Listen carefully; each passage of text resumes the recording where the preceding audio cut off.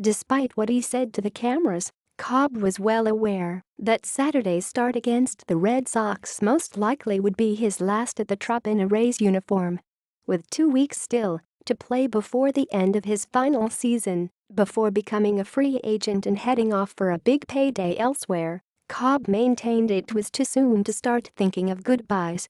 But with his last 2 starts lined up for games in Baltimore and New York before the Rays come home to finish up against the Orioles, Cobb's outing in Saturday's 3-1 loss to the Red Sox certainly had the look of a farewell performance. And a frustrating one at that. "If it is, man, it would be sad," Cobb said going in. "There's been a lot of memories in this building and through this organization. I don't really want to think about it yet. There is too much season left to go down that road yet. But it would be a tough thought if that's it." Cobb made his first major league start at the Trop back in May 2011, and if Saturday's 58th under the tilted roof was his last, he went out in typical style, grinding to keep the Rays in the game despite another night of quiet bats and flashing his fiery competitiveness.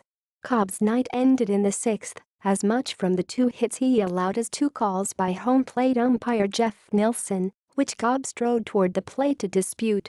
He was flabbergasted by a bunt call that sent Andrew Benintendi to second, and apparently was still stunned as he swiped third, then frustrated that strike 3 to Mookie Betts was called ball 3, with Betts taking advantage by slapping the next pitch for an RBI single and later scoring.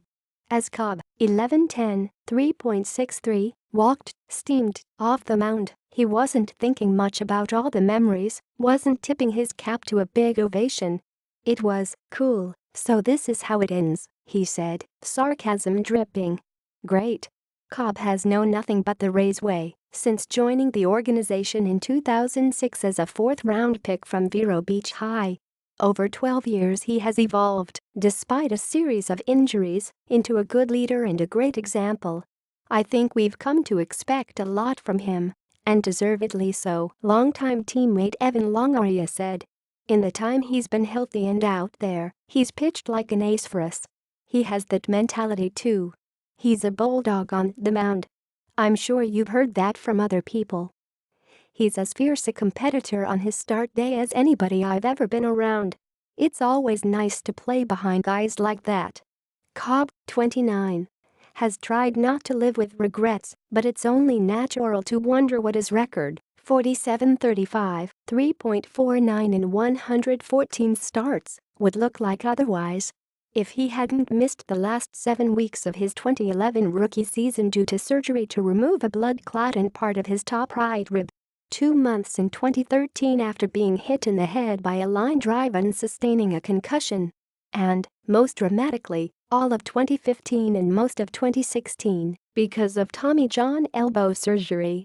That elbow injury occurred in March 2015 and quashed talks he had been having on a multi-year deal that could have been worth around $50 million. He's had a real successful career, it's just extremely unfortunate that he missed the time that he did miss, pitching coach Jim Hickey said.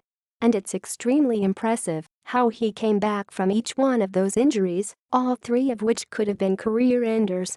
Just a great example of his grit and determination, the things we are always talking about when we're talking about Alex Cobb.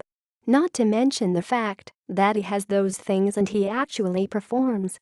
Cobb also earns raves as a good teammate, whether it's teaching Jake Odorizzi his split-finger changeup a couple of springs ago or preaching to the young pitchers about the pressures of September games. "One of the best teammates you could ever ask for," Odorizzi said. Chase Whitley, Cobb's closest friend among the Rays, couldn't agree more.